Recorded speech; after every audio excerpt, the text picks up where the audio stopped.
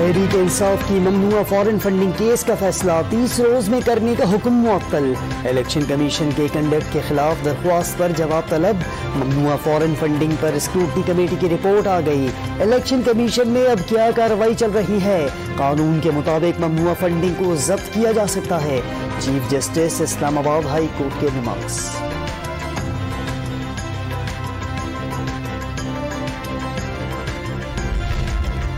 مریم نواز کی پاسپورٹ واپس کرنے کی درخواست پر نیب سے کل تک جواب طلب۔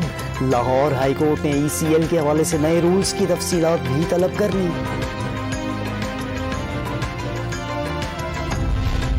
پنجاب اسمبلی میں ڈپٹی اسپیکر پر حملے، توڑ پھوڑ اور جھگڑے کا کیس۔ سیشن عدالت نے سیکریٹری محمد خان بھٹی اور عنایت اللہ کی عبوری ضمانت منظور کر لی۔ پرویز الہی کی حمزہ شہباز اور آئی جی کے خلاف مقدمہ درج کرنے کی درخواست پر نوٹس جاری۔ لاہور ہائی کورٹ نے پنجاب میں 9 جون سے شروع ہونے والے بلدیاتی الیکشن کا شیڈیول معطل کر دیا۔ لوکل گورنمنٹ آرڈیننس معطل کرنے کی 4 درخواستوں پر نوٹس جاری۔ ایڈوکیٹ جنرل سے 24 مئی کو معاونت طلب۔ انتخابی ضابطۂ اخلاق کی خلاف ورزی کا کیس۔ الیکشن کمیشن نے اعظم سواتی کے خلاف سماعت 10 مئی تک ملتوی کر دی۔ سیاسی مقاصد کے لیے قومی اداروں کو نہ گھسیٹا جائے، عدلیہ اور فوج جیسے اداروں پر سیاست نہ کھیلی جائے، صدر سپریم کورٹ بار احسن بھون کا مشورہ۔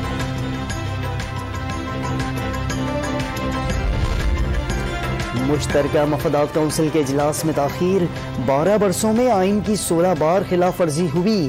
اجلاس بلانے میں تاخیر کرنے والی حکومتوں میں نون لیگ سر فہرست۔ امریکی سازش کا جھوٹ بے نقاب ہو چکا۔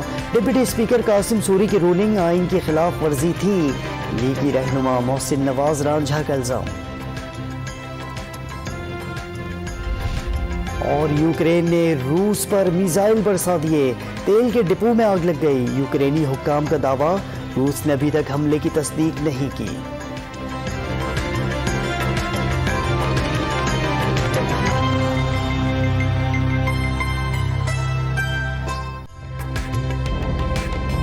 تازہ ترین ویڈیوز کے لیے ہمارا یوٹیوب چینل سبسکرائب کر کے بیل آئیکن پریس کریے تاکہ آپ کو ملے ہر اپڈیٹ سب سے پہلے۔